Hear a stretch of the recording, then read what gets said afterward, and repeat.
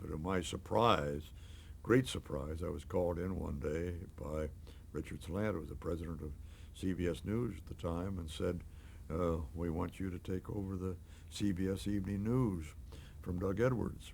And this was on about a Thursday or something. They said that will be on Monday. I was surprised. I was delighted to get this great assignment.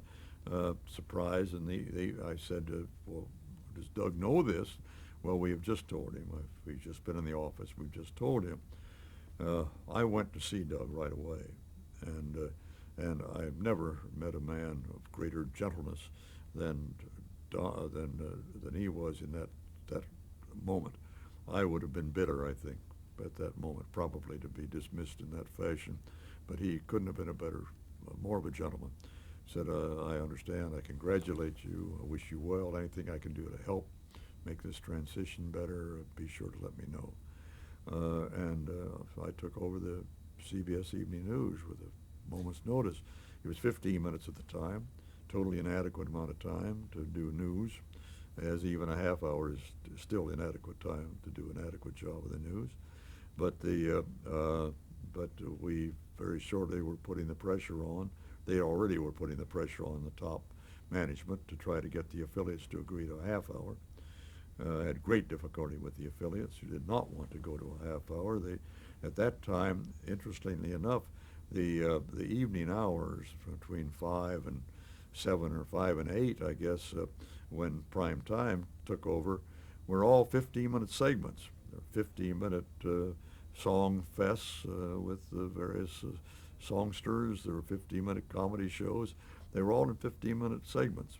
And news was one of those 15-minute segments. They didn't want to play with that. We finally, with the affiliates saying no, they wouldn't take it. They said if we put on a half hour, they just wouldn't broadcast it. CBS management took the bit in their teeth, Frank Stanton and Dick Salant, and they said we're going to start it on September the 1st, I think it was, of that year, which was 61? 63. 1963 by the time I went to the half hour. 1963, and they said, we're starting on that date. Take it or leave it. Well, there wasn't a station that didn't take it. They all went to the half hour. And the NBC, seeing us make the breakthrough, went on a week later. We were fortunate in getting President Kennedy to appear on that first show, which was on Labor Day of that year. And I went up to Hyannisport and to Hyannis actually, and did a interview with him that was a major part of our first broadcast for the half hour.